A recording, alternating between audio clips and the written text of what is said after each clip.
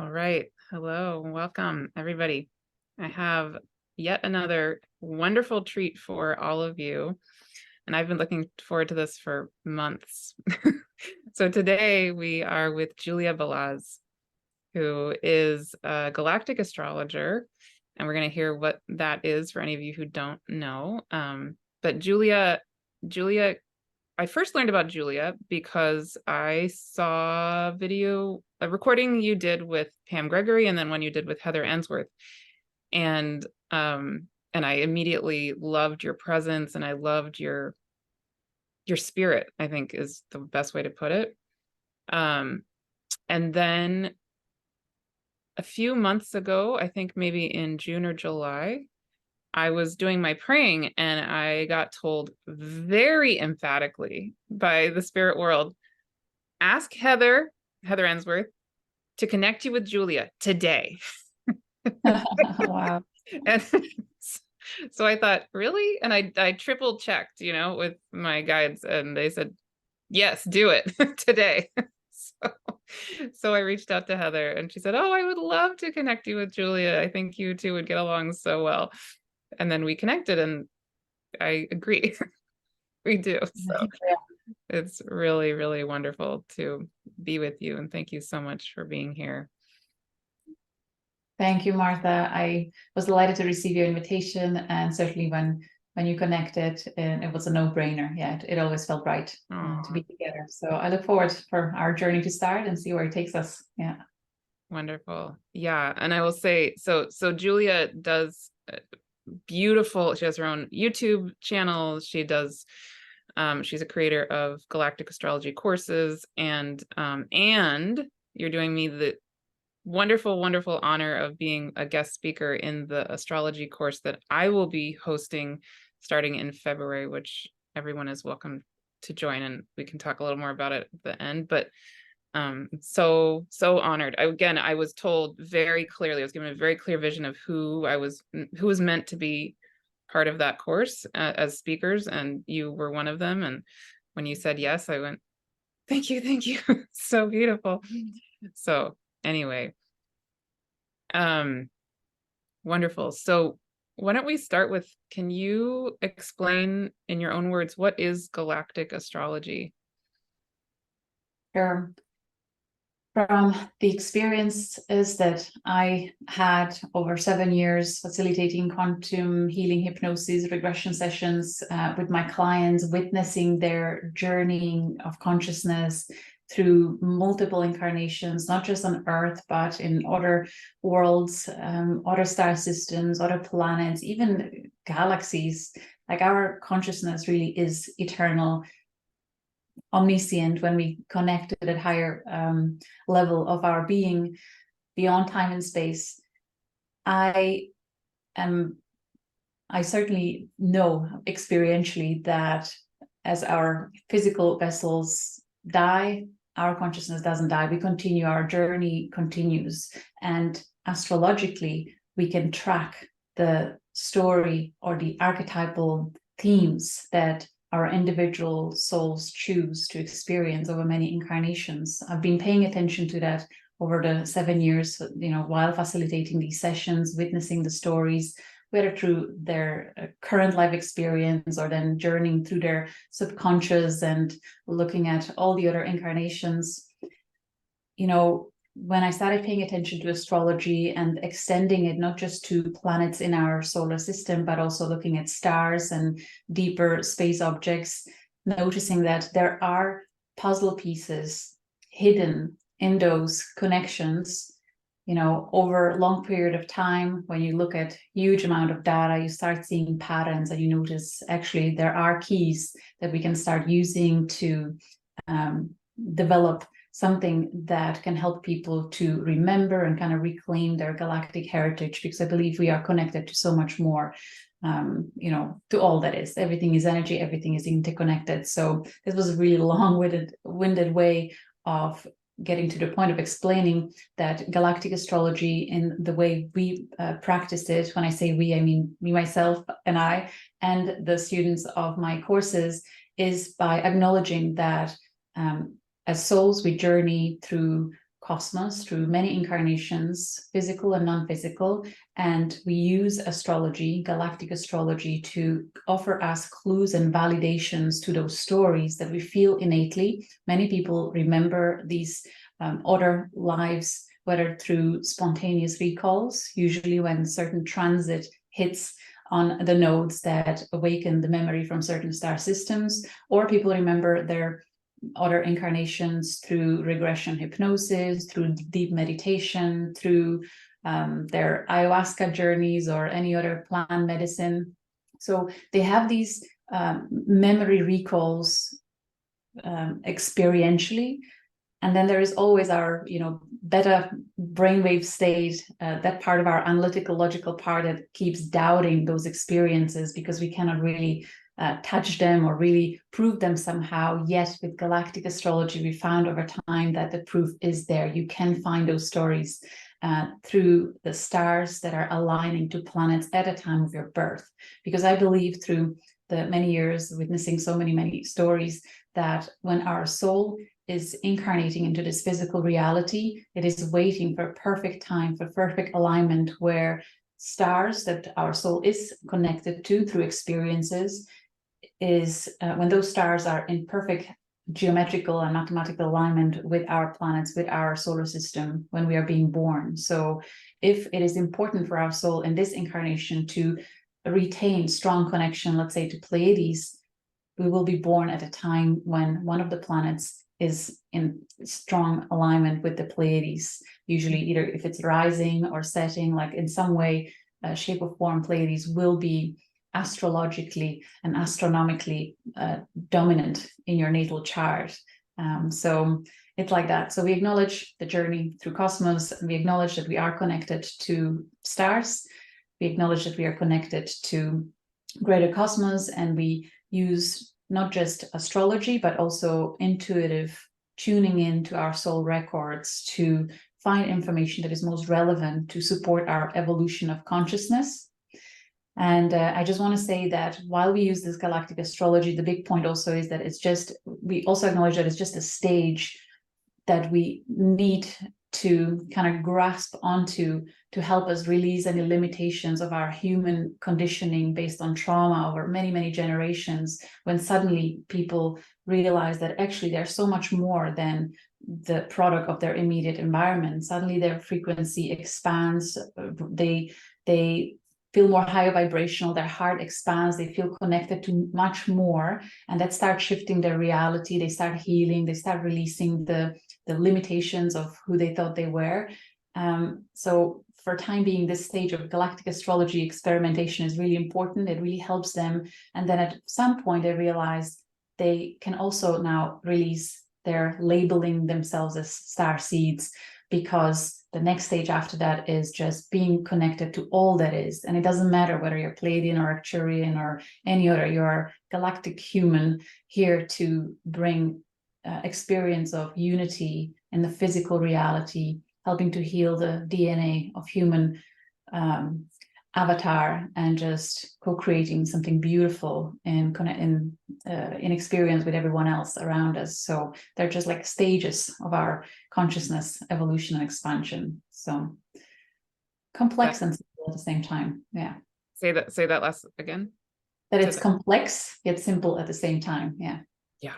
Yeah, and multi-layered, and yes, that last part of what you were just sharing fits so well with my own perspective on everything, and that I hadn't heard you say that before, so that was really helpful actually, because we can talk about this maybe more in a little while, but I personally really am shown that my role is to hold space for the whole time-space continuum, everything. So it includes all of the whole cosmos of infinity, right? So I personally don't feel drawn to, I do feel drawn at certain moments to particular star systems for sure, but not in the sense of identifying with one in particular, or yeah, it feels more like just holding the reality of all of it. And then sometimes certain ones will come in and really need to connect with me, or something will be present. Yeah. Beautiful. And that's such a great point, because people will find when they put their natal data into calculator that shows them what stars were aligned at the time of their birth, oftentimes there are multiple different star systems that are very dominant throughout the chart. So which one am I? And like you said, there are, based on transits, there are times when any one of these star systems will pop up in your reality where you really need to consciously connect to it and integrate information and experiences in connection to the star system to help you in the current incarnation. You have to remember, it's always about holding the space for here and now.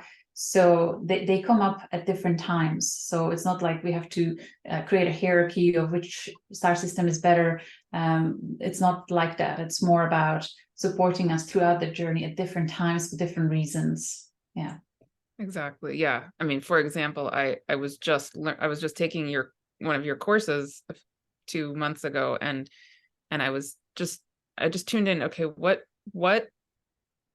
galactic being is most alive for me, just if on an instinct level? And I thought, oh, the Andromeda galaxy, definitely, right? So I looked at where it would be in terms of the ecliptic, if it were on the ecliptic. Anyway, that's a different question actually I have for you later. Yeah. And it is near my south node. So natally, right? So I went, oh, okay, that makes sense. Perfect. Yeah, and the transiting north node was very near on, basically I'm currently having my nodal reversal, right? So very good. And that's so interesting, because the Andromedan galaxy star seeds, or people who have strong connection through astrology to Andromeda galaxy, they all always feel like home is everywhere. Like everywhere I am, I'm home. Like this whole universe is my home. They don't identify with any particular one.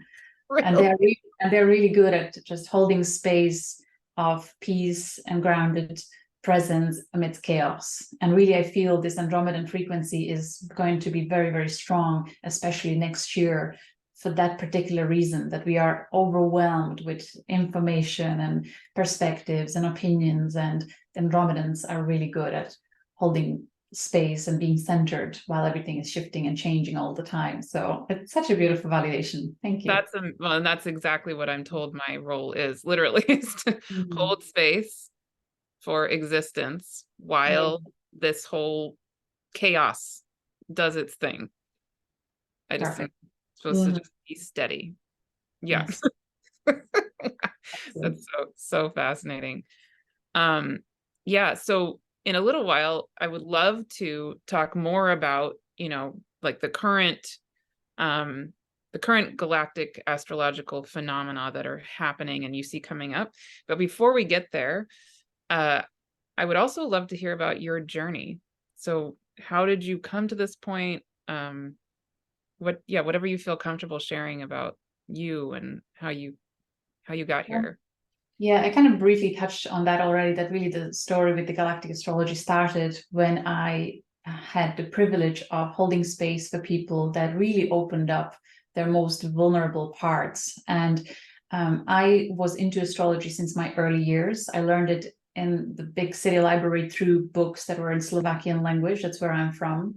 And I've always used it for my own understanding of why I am the way I am, just kind of deep psychology of my own being, and then also exploring just my immediate family members. And then when I started doing the regression hypnosis, I saw that as an amazing opportunity for me to deepen my understanding of astrology through studying their charts after their sessions. So I had an amazing opportunity to hear first through their conscious mind explaining their life story, and they would talk about everything from early childhood until the day they met me, what were the main themes throughout their life. And then for 3-4 hours, then being kind of going into deep state hypnosis, where we journeyed through their subconscious and their higher selves came through. We looked at various past lives, we look at ancestral stories, and always these emotional experiences that were coming through. So that was also shown to me in great detail. And then after, in my own time, in the nighttime, I would look at their chart and just kind of feel into where are the clues to what they were telling me? And things that stood out the most first were the lunar nodes, that they really are accurate. Like there really is a theme. If you have lunar, say, south node in Aries, the past lives that people were regressed to spontaneously by their own higher self choosing what's most relevant, they were the themes of Aryan lives, you know. So that was a big kind of mind-blowing experience for us. I have a whole video on going through all the 12 archetypes of lunar nodes and what types of past life stories were coming through. It's somewhere on my YouTube channel when you type in lunar nodes. So you have a lot of wonderful videos for free on your YouTube channel. I mean, just so many. Yeah, so that was good. And then at some point, I think around 2019, the clients that started coming through more and more, and certainly 2020 was full on. The galactic information was coming through, and not just through my own session, it was happening across the board with a lot of QHHT practitioners. This is a Dolores Cannon technique. So I was member of a forum where all the practitioners were discussing their experiences with others, and people really were starting to regress to lives that were not earthly. And a lot of galactic information started coming through. So there were many common themes. So I suppose I had the privilege, yet the word again, to feel into a frequency of a being and tapping into not just their earthly experience, but starting to feel what it feels like when someone has a strong Sirian connection or Arcturian or Pleiadian. And at some point, you know, when you're exposed to these over a long period of time, you start noticing them within a few seconds. You're like, oh, this is a Sirian signature. This is a Pleiadian signature. There really is different to each of these star systems. And then once you are consciously aware of it, you just get validation after validation after validation once you're paying attention to it. So, you know, it's just such a beautiful experience to learn astrology through kind of the other way around, rather than me taking courses or taking an astrology school where you learn the data first and then you apply it to life. I was taught through life experience and then looking for it in the charts, you know. Yes. So that was really, really good. And then when the stars came in and I started paying attention to stars, noticing that people who are able to go really deep and channel amazing, profound wisdom of their own higher selves, that usually happened on days when we had strong alignment to certain stars that were also prominent in their individual charts. So whether Sirius, Arcturus, Pleiades, those were the early ones that I paid attention to really closely first, because there was a lot of information about these online. There are books written on Pleiadians, books written on Sirians, Arcturians, and things like that. So those were the first ones. And then I started expanding to all the others. So yeah, and then, you know, clients started coming through and I started sharing with them what I'm seeing in their astrological chart. I started looking at their charts before they came in and then just paying attention to what they're saying. So by the end of their session, I would say, actually, you know, what you're saying and experiencing is actually in your chart. So you're beautifully aligned with your life's purpose, with your life's potential. So there was another kind of healing experience for them where they felt reassured and felt happy and at peace that they're exactly where they're meant to be, all is well. And then people started becoming curious and asking me for more information. So I started putting the courses together, and my goodness, the feedback and the stories that continue to come to me through emails and messages is there's so much validation in when we bring stars to astrology and really to experiences that are happening on such a large scale, you know, in our human consciousness collectively. Now people really are feeling like they are connected to certain star systems. People are gazing at night sky. There are so many that feel like that oh my God, home is out there.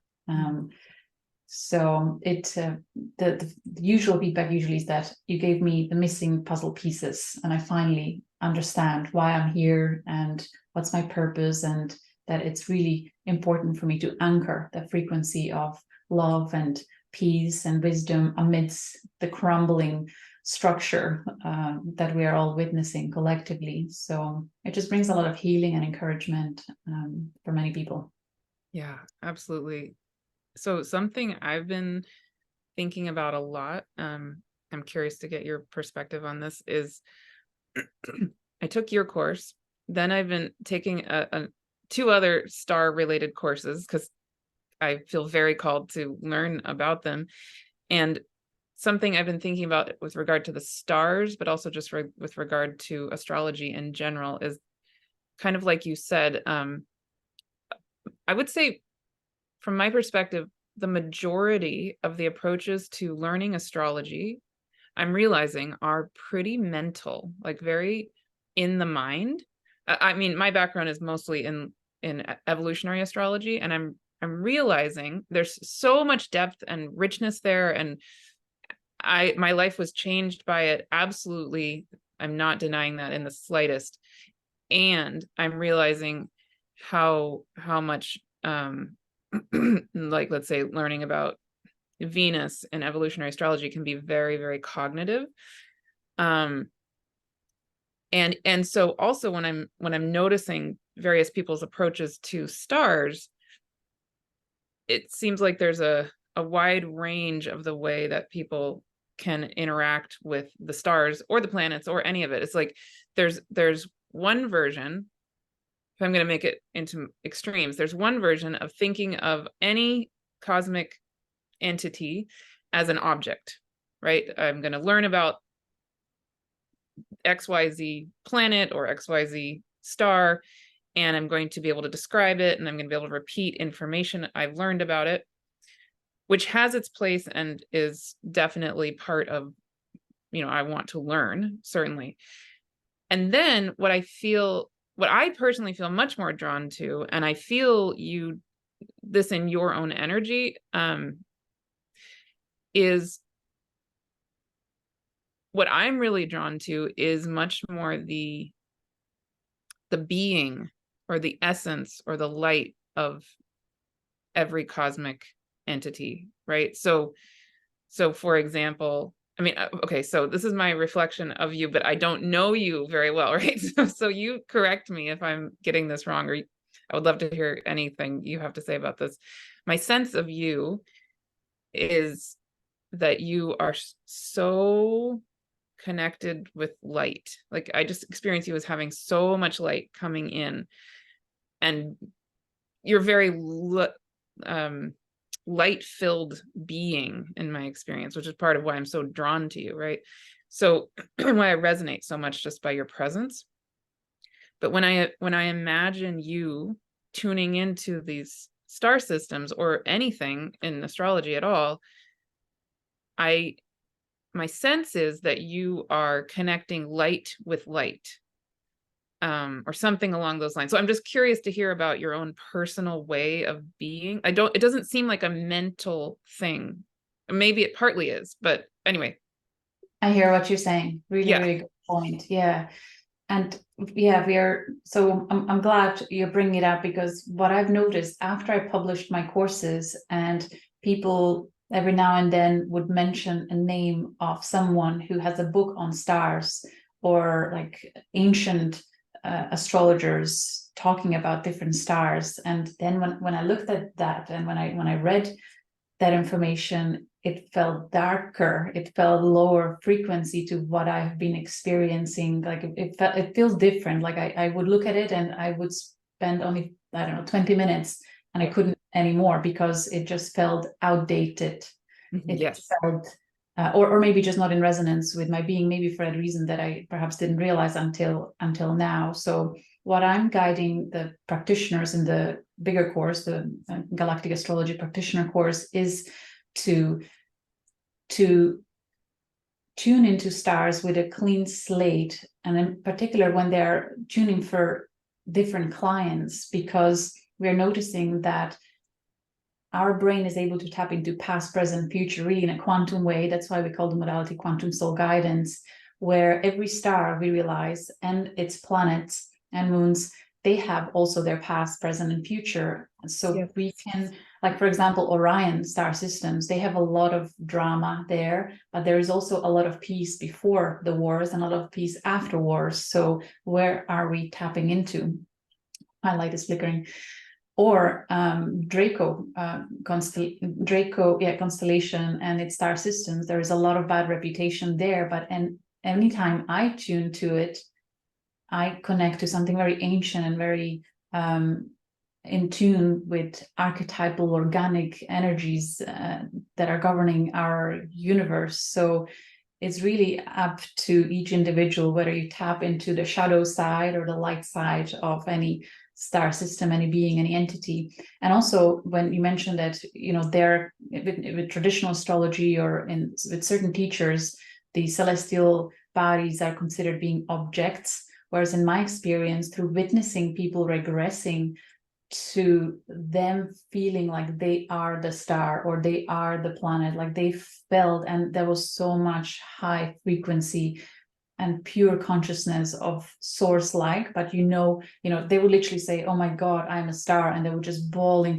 crying that they are a star emanating so much light that gives life to planets within their orbit. And then they would feel that they can actually consciously, telepathically connect to all the other millions of stars, and again just bawling, crying, feeling that beautiful connection. And then they were shown that actually they sent a fractal of their consciousness to be on Earth at this time, because the whole cosmos felt discord of planet Earth that really was calling in for healing, for help. So a lot of light came in to help her go through the transformational period of her ascension through a natural cycle. So when I connect to stars and how they translate in our natal charts, like you say, we look for something that is of light and love, because that's what we came here to bring. And if we are sometimes shown the stories historically through all kinds of conflicting situations of polarity playing itself out in other star systems too, not just on Earth. This is what we have here is just like an echo of ancient stories across cosmos. We look at it from higher perspective now, because I believe that's what we came here to do, to heal the soul records of trauma, not just on Earth, but across the cosmos. So we have this capacity now, as we are witnessing through so many light workers, to hold higher perspective, accept what was, and bring really compassion, love, acceptance into it. And how can we learn to coexist together with different perspectives, different frequencies, while maintaining harmony and well-being of the planetary being of the whole cosmos. So yeah, there's different ways of tuning into stars. And I would love to, at some point, have the privilege of time to write new material where we can offer updated version of the frequencies of stars and how they manifest in our realities now in the current era, rather than, for example, Algol description from the ancients would be, you will most likely die by your head being chopped off. It's not Right. like No. And it's beautiful that more and more people are tapping to astrology, to intuition. I really feel the feminine frequency is coming strong and to astrology. And it's actually amazing to see majority, or it seems to be like there's more women, at least in my perspective, doing astrology nowadays than hundreds of years ago. So it's very good. And we're now balancing and bringing the the intuitive side to it, rather than maintaining it as mental discipline. It's changing, certainly. Yeah. Yes, exactly. And to be able to integrate both, to both learn from what has come before and to really tap into our innate connection with all of it and Yes. have it come through us again. Yeah. And And that's we kind of have to, I feel now, because it certainly is evolving rapidly. Like there are such quantum leaps in astrology field that I'm observing through the community that I interact with.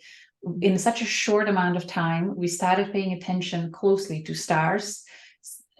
Shortly after that, the deep black holes, although there were pioneers like Philip Sedgwick and anyone else who inspired. Sorry, I'm not sure what's going on with this flickering light. It's just very shimmering. Yeah. Yeah.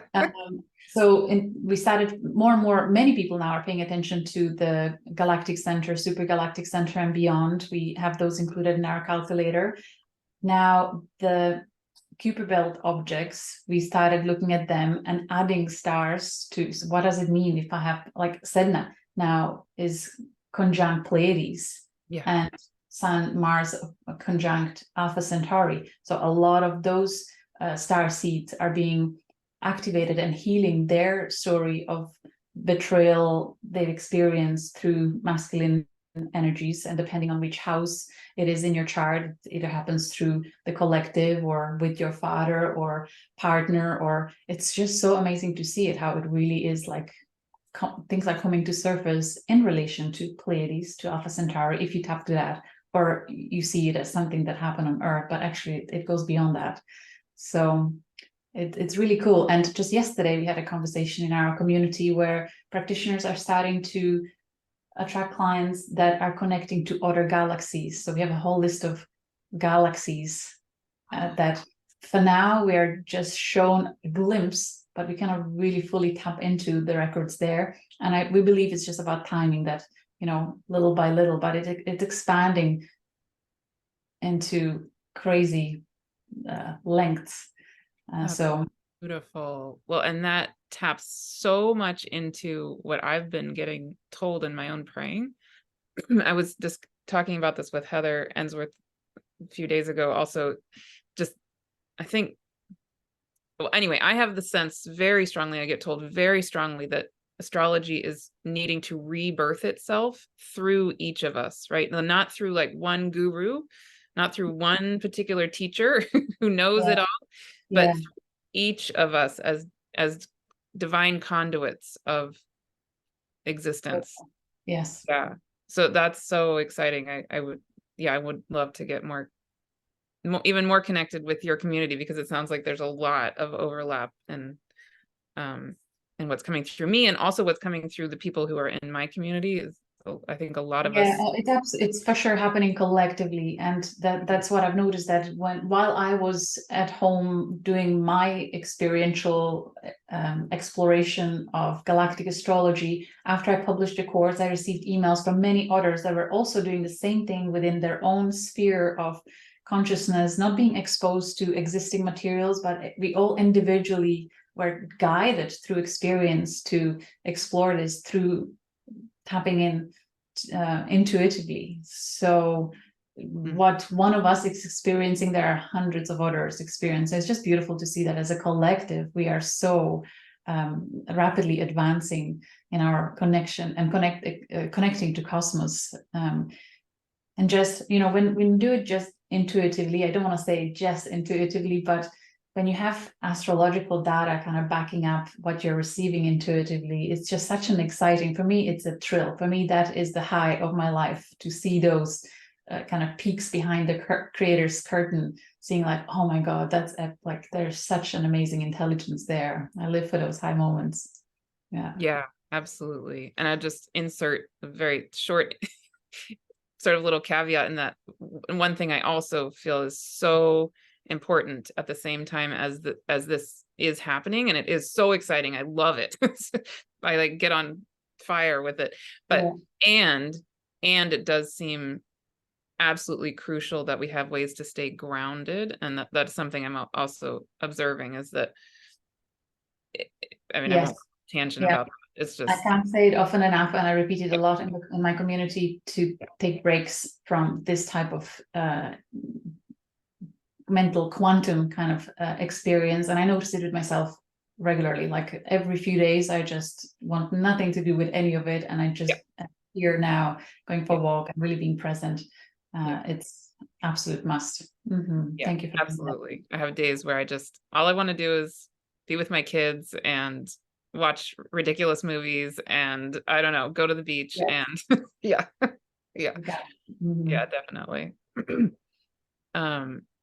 Beautiful. So okay, I would love to switch gears to the galactic astrology of now. I think I have one more question though about your own journey, if you're comfortable answering. do you feel comfortable talking a little about your own way of connecting with the stars, like your own, like you said, for example, when you tune into Draco, you feel XYZ. Do you feel comfortable Yeah, talking about your own process with that? sure. I believe my process was developed naturally over the 7 years, holding space for 4 hours, sitting with a person who were in a theta brainwave state, and I was kind of in there with them. I was journeying with them. So my brain was exposed to deep state of really high focus for many hours, 5 days a week, a number of years. And before that, for I don't know, 15 years or so, I played in an orchestra. I played violin. So my brain was perceiving, orchestra, like large one, where you're in tune with everyone else's as well. So I feel through life, my brain was trained to perceive very quantumly with a lot of things at the same time. And my strongest clair is claircognizance, where you just have a deep knowing. And so when I tune in, the information comes in an instant where all of it is known in an instant moment. And then I learn to bring it into linear language by trusting what I'm getting, realizing that, okay, like I just feel it, it's an instant where things come through. And what is coming through, what drives what is coming through is always the intention to receive only information that is most relevant and helpful to support the healing and evolution of any individual that we are tapping into.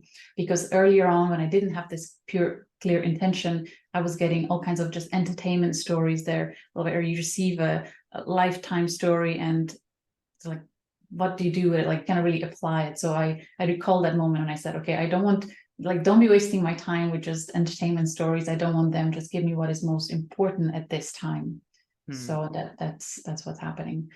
Yeah. And then through practice, you kind of surrender to trusting that there is higher intelligence that knows better than my human brain, and that they bring what's most relevant, and then just surrendering to sharing what's coming through immediately rather than taking time to think about it, because then you mess with your brain interfering, and that's never good. So just like that.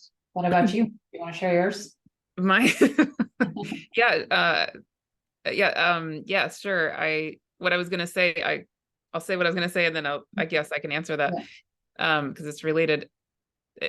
One thing that feels so important when I'm working with people is the reality that we each have our own unique way of doing this, of connecting, of having the soul knowing coming through us, that there is no one way, and that we're all unique, we're all different. And because I get a lot of questions, well, how do you connect to can you teach me how to connect to fairies or gnomes or whatever, the stars, whatever it is.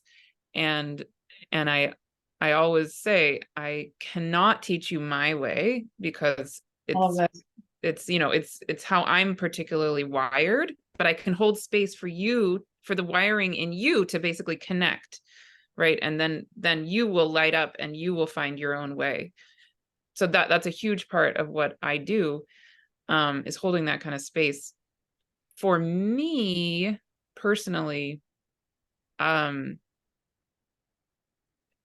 would say, I don't ever say this out loud actually, but you use the word clair, so I'll just say, I'll name my own clairs, which is probably everything. Definitely clairvoyant, clairaudient, clairsentient, all of them. And yeah, I get shown things largely in my praying every morning. I get shown things through the light. And I get taken outside the time-space continuum, and then I'm shown, like, from that big bird's eye view, whatever it is I'm meant to see.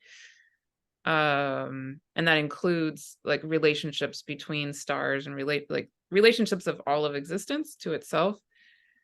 But one thing that's been really fascinating, because I think it's just since May. So I and I'm still learning all of this, like your work, right? So correct me if I'm wrong, but I think at that point, would the sun have been with the Pleiades? Are you talking about 2024 or this year? In 2023. So like Mhm. 6 months ago, Mhm. I had a very, very strong experience with the Pleiadian star system. I think around the time the sun was with the Pleiades. Yeah, May. May, yeah. And so now it's also opposite the Pleiades Yes, so right now. nighttime. Mhm. Yes. Mhm. Okay. I just connected the dots about this 2 days ago or so, because in May I had a very strong experience where I channeled the Pleiades for the first time ever. And Okay. then recently, just a few days, 3-4 days ago, I channeled them again. And I was like, wait a second. Oh my goodness. The That is sun a, was with yeah. the Pleiades the first time I did. And now it's coming into opposition with the Pleiades. And I'm doing it for the second time ever. I'm so happy you're bringing that in, because I do want to bring this to the audience attention, that in case there is a star system that you feel affinity to, yet you don't see it in your natal chart necessarily, you can always connect with any of them at a time of year when either sun or moon or Mercury, any of the planets, is in direct alignment, like Pleiades conjunct sun in May. So daytime meditation in northern hemisphere, nighttime meditation in southern hemisphere, and the other way around in October. And this is what has been happening through these regression sessions, where people would start bringing in free stories from star system that was in alignment on that day. That's really when I started paying attention to all this. Absolutely amazing. Yeah. And so what I've been feeling, for example, in those 2 times I've connected with the Pleiadian star system, is I'll go into that sort of meditative channeling space, and what I feel is the light of the Pleiadian star system comes down, it descends over my body, connects to my whole being, and then it goes down into the center of the earth. And then the center of the earth lights up its own light, like the light of the heart of Mother Gaia Earth, and becomes one with me and the Pleiadian light. And then it's like, and it feels to me like, I'm getting chills. Oh my God. It feels to me like what they basically say and what they show me, and I'm guessing this, you feel similarly, is that they have this eternal ancient relationship. They do this all the time. It's a regular dance between, the earth has a regular friendship, I would say, in a way, of light between its own center and everything else, right? And then there are times when particular connections light up, like right now with the Pleiadians. Like I could cry. It's so beautiful. Yeah. Thank you for sharing that. And I am sure I can speak for many, many, many humans that experience this spontaneously, just as you described. And it is part of their reason being on Earth, to be like these crystals. I made a post, I saw this once, but as happening to many, many people around the Earth. And I made this on my personal Facebook profile, where I just shared a picture of a crystal. And I wanted to honor all the introverts who are never showing up, sharing their stories, because I see them as these crystals that are hiding in the earth for a reason. They're like amplifiers and receivers for these cosmic energies that are coming through them, so that they can connect into the earth. And they are like, that's their purpose. And many would feel insignificant, like nobody knows about me, but their role is so important for just something like that. So you've experienced it consciously. As an astrologer, you can understand now that it's Pleiades sending the signal, and you were the receiver, and then you even transmitted it deeper into the earth. Like things like that are happening all the time. We are just now consciously becoming aware of it. Mm. I love it. Yeah, so beautiful. And I feel like it's just, so we kind of see the micro and macro in its infinite fractal state. So I would see it metaphorically as the neurons in our brain. If we really expand the perspective, it's the star systems across the God's mind. exactly. Yeah. Exactly.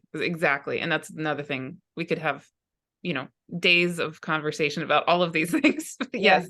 Yeah. One of the big things I'm shown is the parallel between our human earth body and the anatomy of the cosmos. Yeah. Yeah. Yes. Because we are what? We are created from the cosmos. So we do mirror the cosmos. 100%. Yeah. Mm-hmm. Beautiful. Beautiful. Yeah. Okay.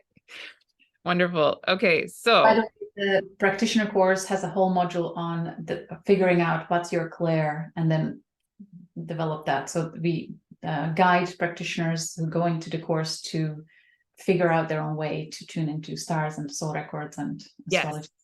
Yes, I was going to mention you have a lot of resources for people to figure out, and actually you also have resources for people to practice and hone the ability to tune in, right? Like not only figure out what is my way, but to work with it. Yeah.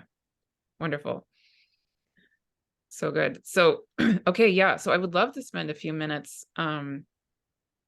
talking about now and moving in, we're recording this on November 23rd, 2023. And yeah, so what is particularly alive to you in terms of the energies of now, the end of 2023, moving into 2024, anything at all?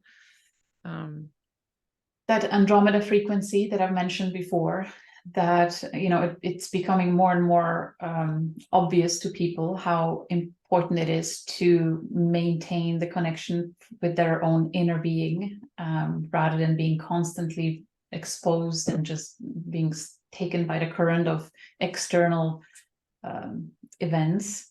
So I would kind of just repeat what we said there about the Andromedan. And so our lunar nodes are conjunct and opposing Andromeda galaxy. So I feel that frequency is coming alive because of that. So right now, the North Node is basically pointing right at the Andromeda galaxy. Is that exactly correct? Yes. Yeah. Mm-hmm.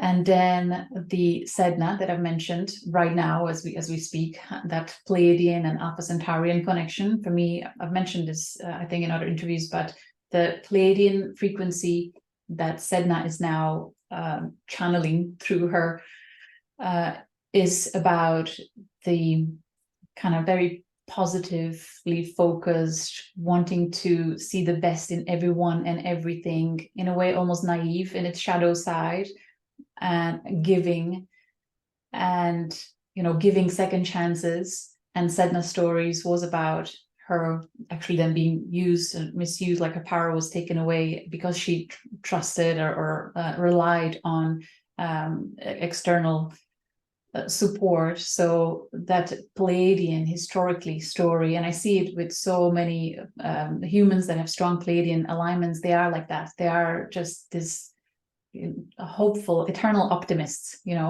and in the opposing direction, we have Alpha Centauri, which I feel as more kind of mature frequency that is more grounded in realizing through discernment what is helpful and what's not helpful. So we have Sun and Mars anchoring that through conjunction to Alpha Centauri now at this time, with opposition to Sedna.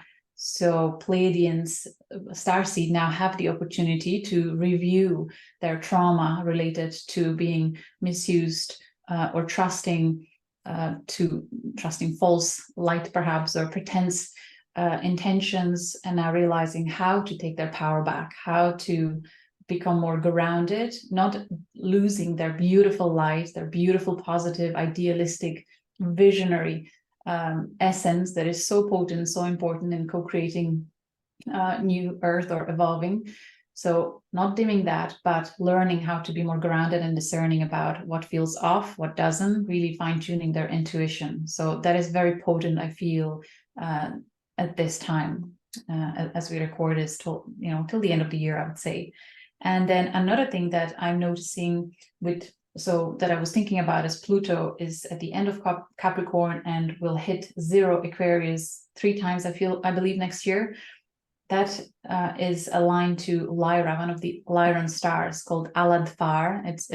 I don't think it's in any of the texts on ancient stars, but Alad-Far fixed star system, through the practitioners, through the collective conversations that we had, when we look at soul records of people that have Alad Far in their charts, there is the story of experiencing injustice, and now looking to resolve it, finding courage, and really wanting to be liberated from conditionings of past misuse and abuse of power.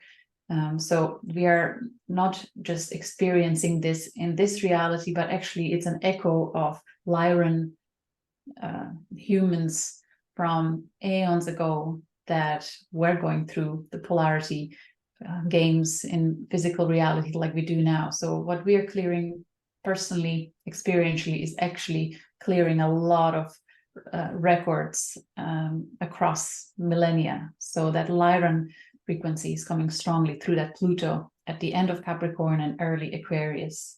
Liberation and healing trauma related to injustice. That was strong. And one more, I had Pegasus here noted, and that is coming through high degrees of Pisces.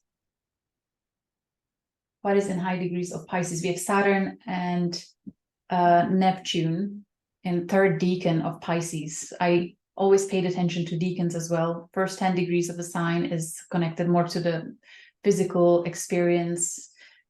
Second decan is all about the mental body, and then the last decan is about the spiritual body. So Saturn and Neptune being in the higher degrees of Pisces, aligned to star Beta Pegasi, Skeet star system. And in my experience with people that have this star prominent, including in my own chart, that always feels like last minute transformation for the better, like a frequency of hope that is really powerful at the point of despair, where you hit despair, but there is something that comes as a divine blessing, last minute gift, last minute resolution of something that felt like it's a lost cause. But so that frequency is coming through strongly through Neptune in particular. So allow those divine inspirations coming through Neptune to bring you solution that you couldn't have think of even minutes before, but exactly when you need it, because of the transits, when energies suddenly release themselves, it'll all be okay in the end. So just strong frequency of hope, I feel, throughout next year too. Mm-hmm. And Neptune is also squaring the galactic center. Oh yeah, so when we bring the galactic frequency, so first of all, we'll have Sun now conjuncting galactic center as every Christmas season. And then early in January, what is following? Is it Mars, I believe, coming through conjuncting galactic center? That would make sense because it's currently in Scorpio, right? So that frequency will be very strong. So again, solutions that come from the quantum field, like out of a blue realization that actually you have a choice that you didn't see before. So, and it can only come through going within rather than externally, because conjunctions are like that. Conjunctions, so through Sun or Mars, you'll be able to take action and feel empowered to do something that was inspired from within your being, because galactic center is conjunct. If it was opposing a planet, usually those inspiration can come from external events or through people that hold the frequency of that galactic center through their alignments.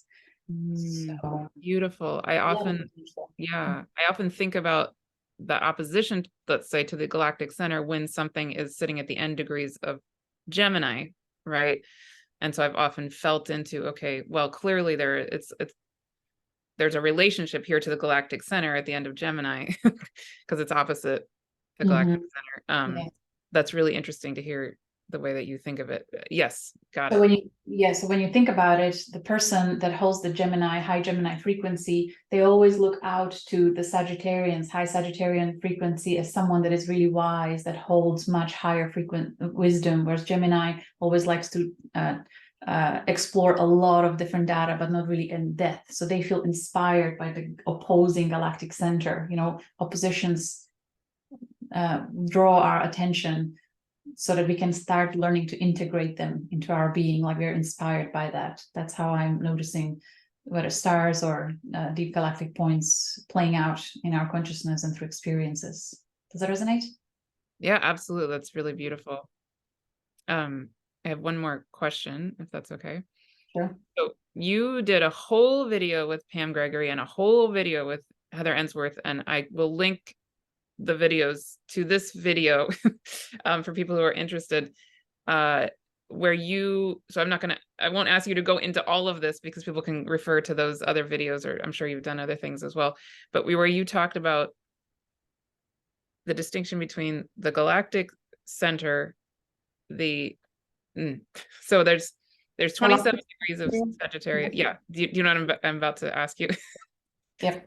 Yeah. So the galactic center so actually for anyone looking at their natal chart, actually whenever I look at any chart, I would always first look at the high degrees of Sagittarius, position of the galactic center, mid degrees of Sagittarius, position of the great attractor, early degrees of Libra, position of supergalactic center, and early degrees of Scorpio, position of the Shapley attractor. So they're like octaves of each other, of cosmic frequency that is really quantum. And I say quantum because people who have strong connection to these in their natal chart, they perceive reality differently. They really do. And a lot of galactic astrology practitioners have these. So we've had these discussions over and over, just kind of validating the statement over and over that people who have these black holes and massive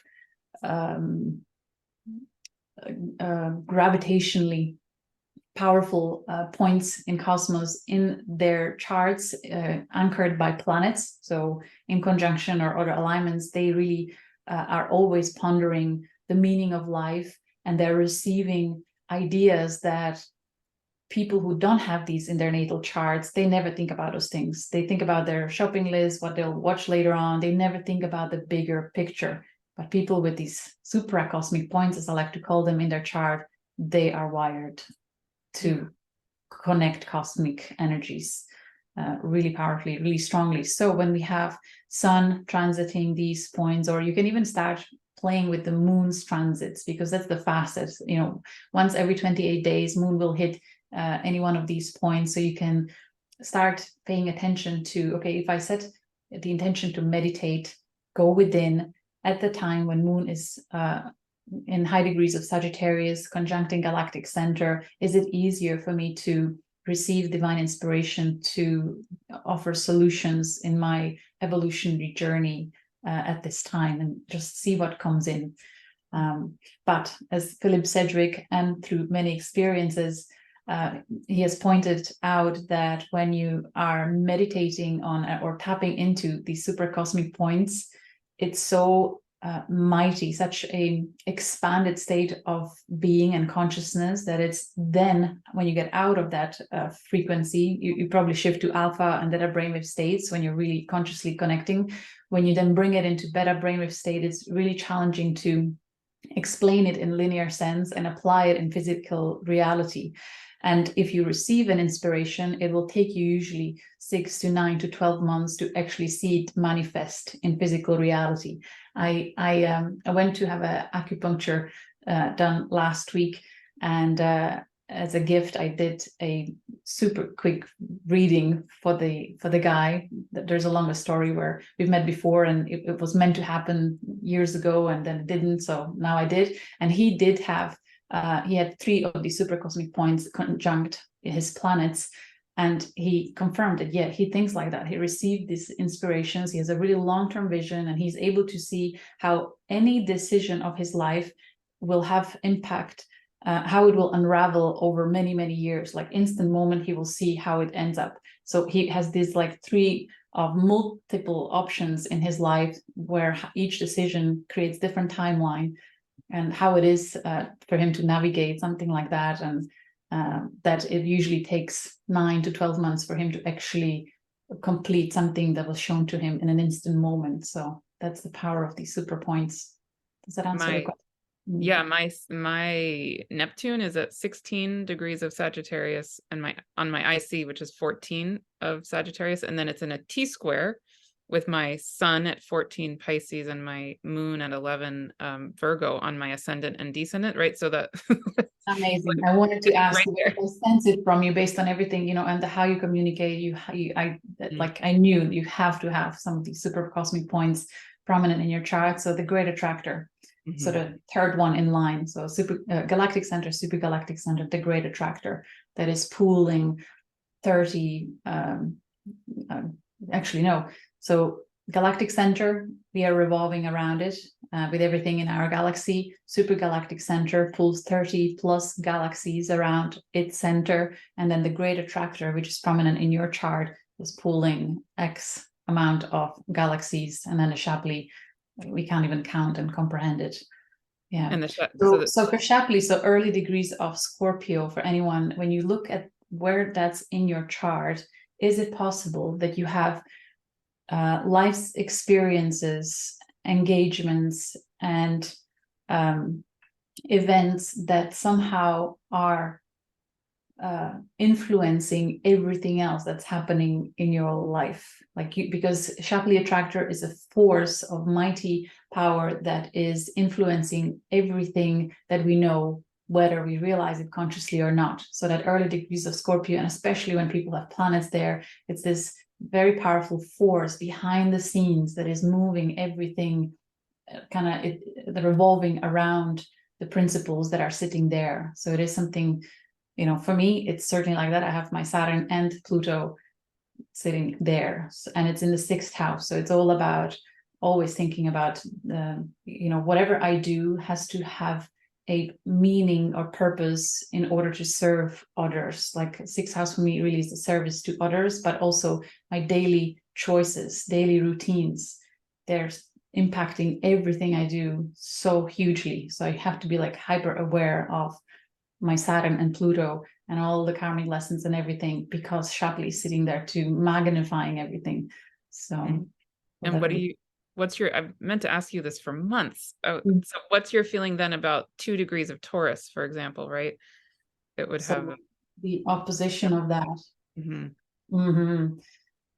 Yeah. So first of all, because it's first decan for both of them, it's really about this kind of physical reality experiences, how it's playing out and how it's impacting everything. With Scorpio, you go deep into multiple layers of your being to really tap into it and feel it, how it all affects. And when the early Taurus will be all about more the surface level experience of your life through interacting with others, the earth, the health, and so on, where Scorpio is like emotional, and not just your own personal, but ancestral, galactic lives, past lives, like infinite layers of emotions that are influencing certain blueprints that you have or conditionings that you have, whereas Taurus plays it out in physical reality, more on a surface.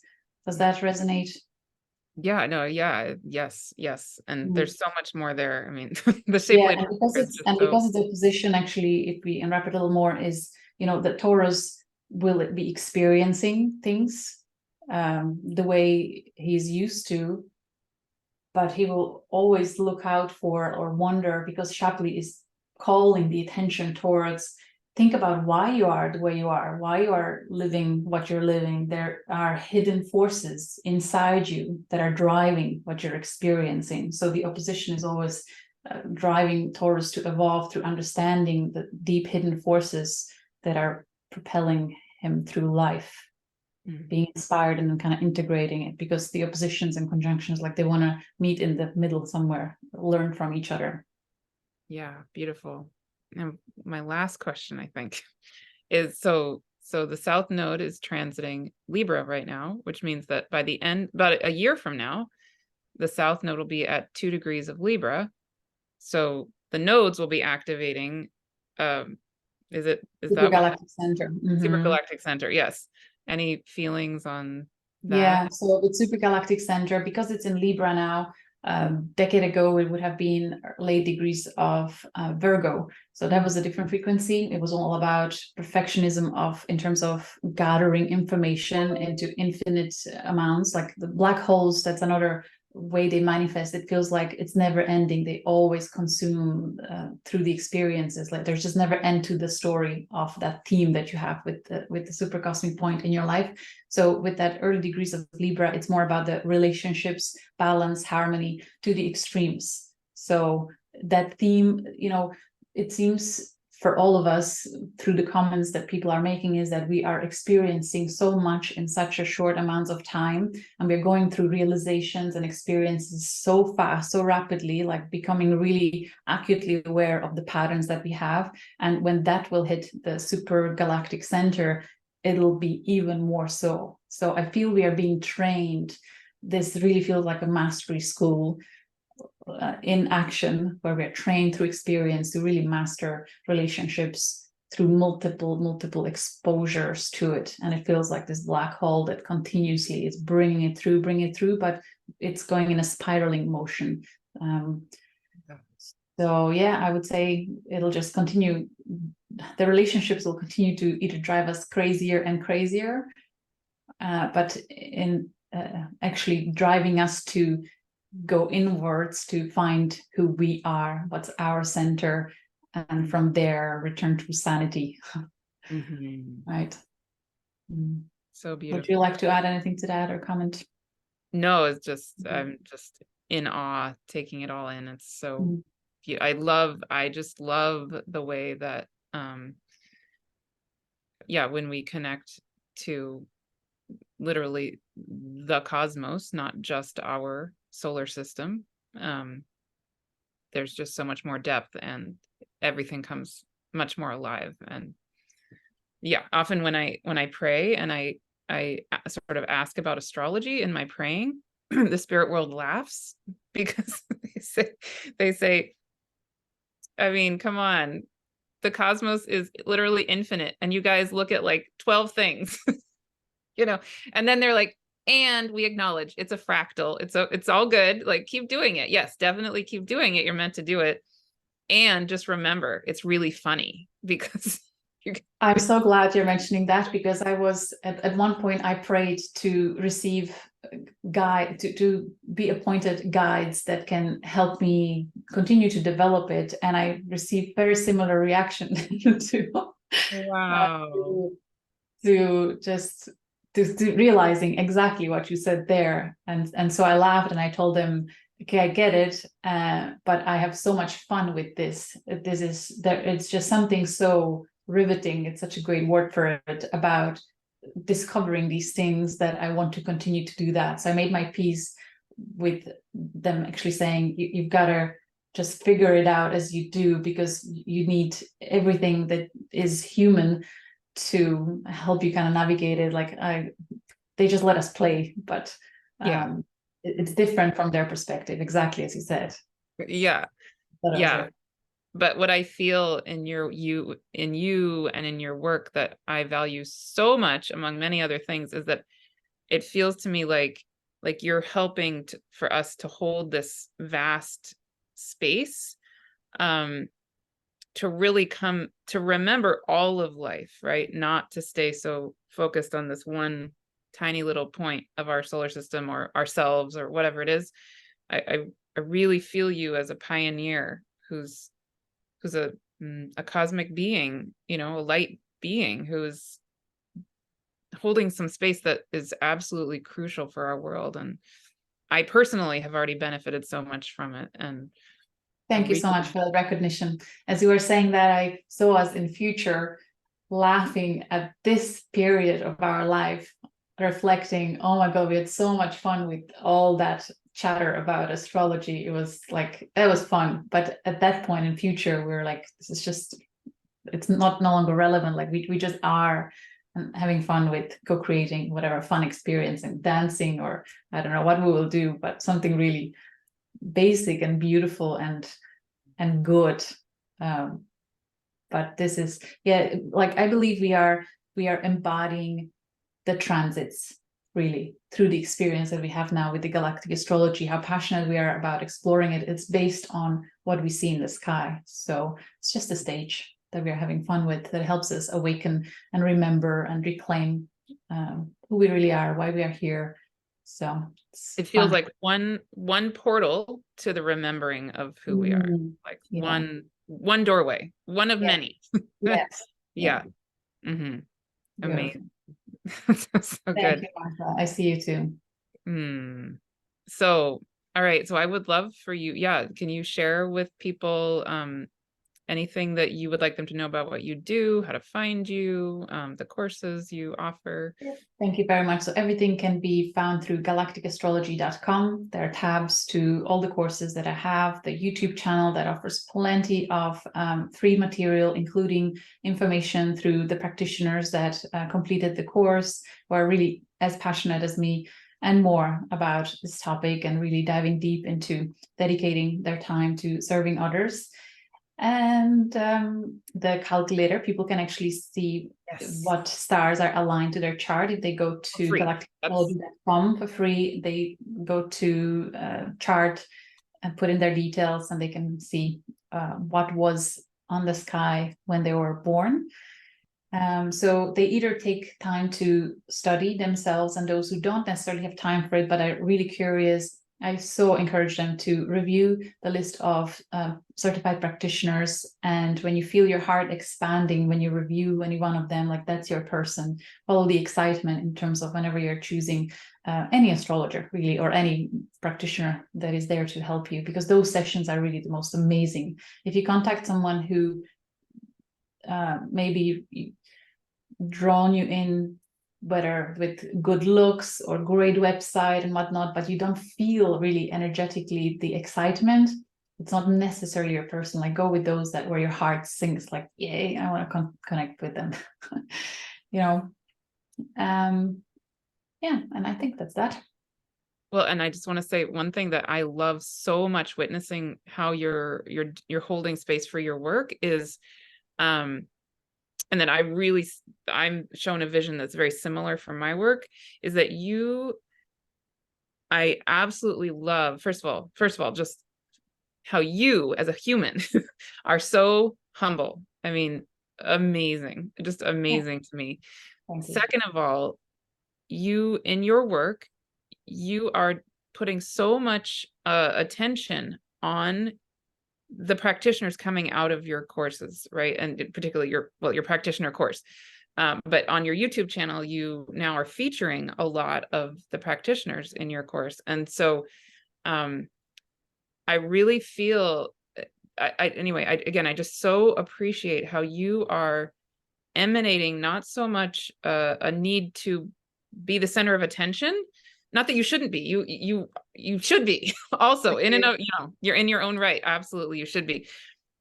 And you are truly giving the floor, like shining the light on all these other beautiful beings coming through your school who are in your community.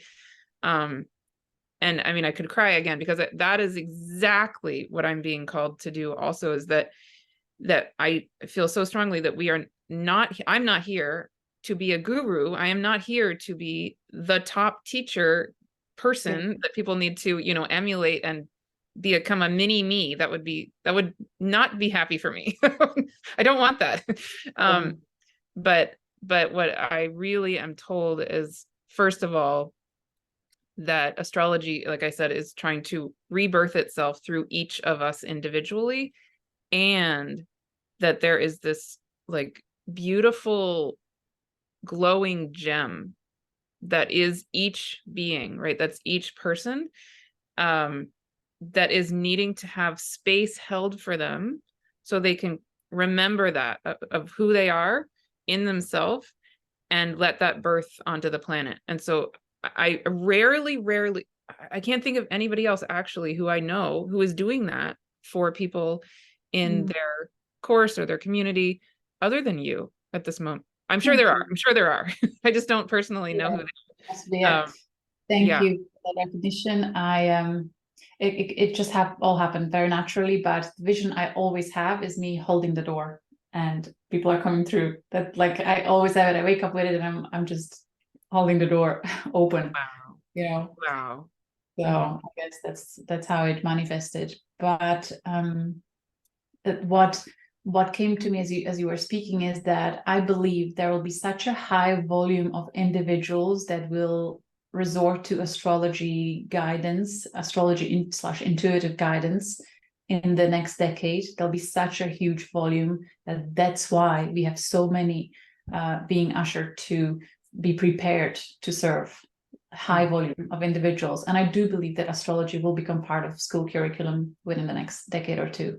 Wow. So there's plenty for everyone, and it'll be mainstream. I really, really wholeheartedly believe it. I see it. I don't see why not. It makes so much sense. Yeah. Wonderful. Yeah. And I could say just a tiny bit about the course that you're going to be, the course I'm holding, that where you're going to be a speaker. Tell me about, yes. That's okay. So yeah, so it's called the Infinite Soul Wisdom Astrology 101 course. And it's going to be starting in February 2024. It's going to go for a whole year until February 2025.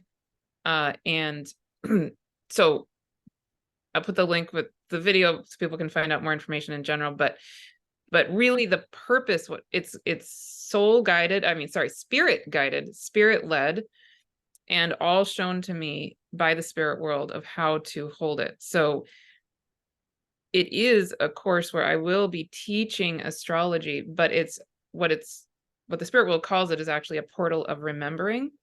So it's meant to be a sacred journey where people do come back into that beautiful gem, that ancient being that they are, that ancient being of soul wisdom that they are, each individually and then as a collective. And so yeah, so over the course of that year, there will be several sacred ceremonial times where we can come into this, grounded resonance with the stars, with the cosmos, with the planet Earth, with ourselves and with each other, to do the remembering through ourselves, even regardless of astrology.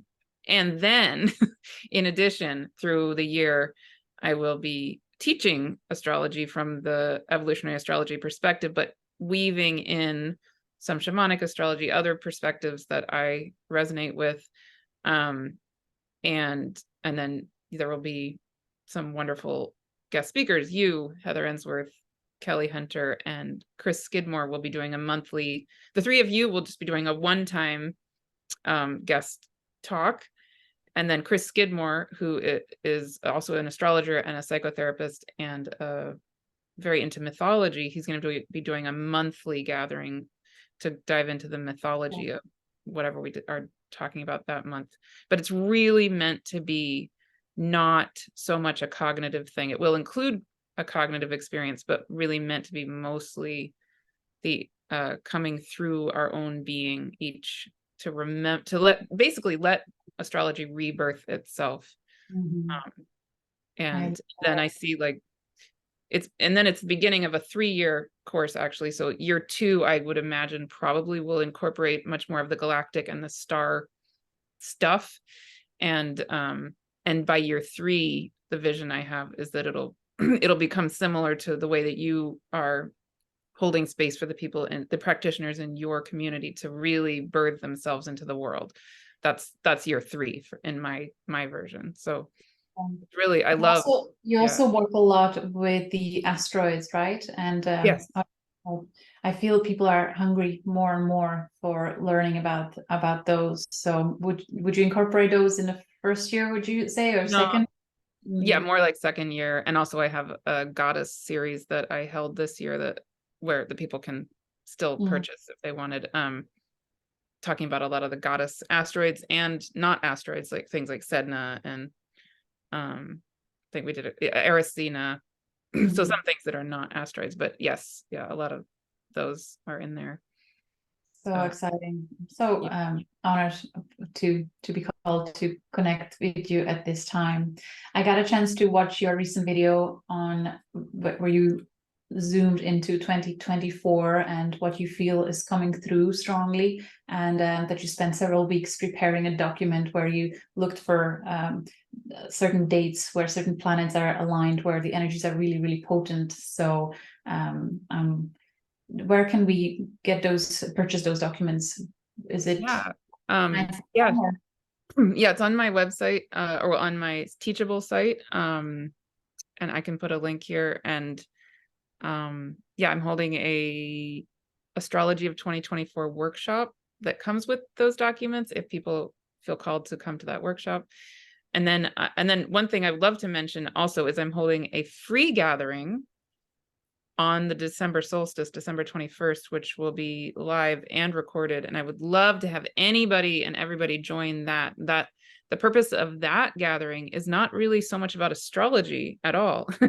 It's about the spirit world is going to be channeled, and the spirit world essentially wants to hold space for us to click into our own ancient soul light being. That's what it comes down to. So that's such a magical day. It feels like a portal day. Mhm. Yeah. So yeah, anybody and everybody I would love to have at that free event. Thank you for everything you do, Martha. So Yeah. excited to see what's yet to come. Happy to stay connected. You too. Thank you so much. Very good.